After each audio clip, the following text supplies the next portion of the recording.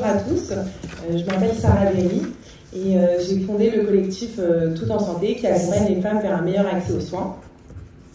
Alors le phénomène de renoncement aux soins, c'est un phénomène qui touche majoritairement les femmes et l'aspect financier est central dans ce phénomène puisque la précarité multiplie par 3 le risque de renoncer aux soins. Donc ce phénomène peut avoir des conséquences dramatiques sur la santé des femmes.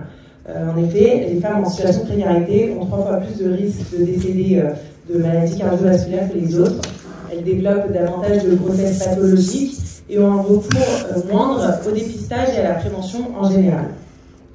Donc avec le collectif Tout en Santé, ce qu'on cherche, c'est de lever les barrières, à lever les freins qui empêchent ces femmes de rentrer dans notre système de santé.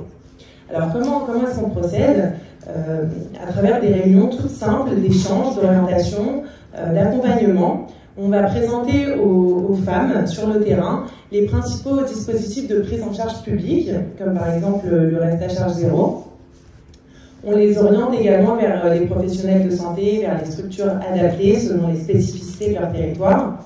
Et enfin, on les familiarise avec des outils qui sont des outils digitaux qui sont devenus aujourd'hui incontournables pour pouvoir naviguer dans notre système de santé, donc notamment des outils de prise de rendez-vous en ligne ou encore de gestion des droits sociaux.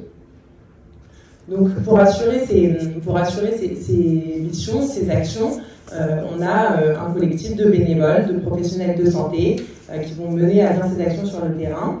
On est également accueilli par un centre de santé d'un quartier prioritaire de la ville afin de réaliser des permanences, donc en soirée et le week-end.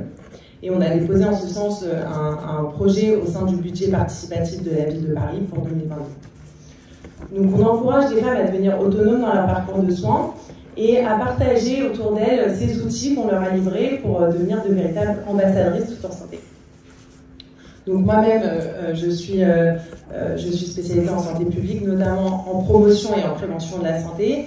Je travaille depuis plusieurs années en agence sanitaire d'État. Et donc j'ai pu réaliser ce constat des inégalités de santé sur le terrain. Et c'est pour ça que j'ai décidé de mettre mon expertise au service d'une cause qui me tient à cœur, qui est l'égalité en santé.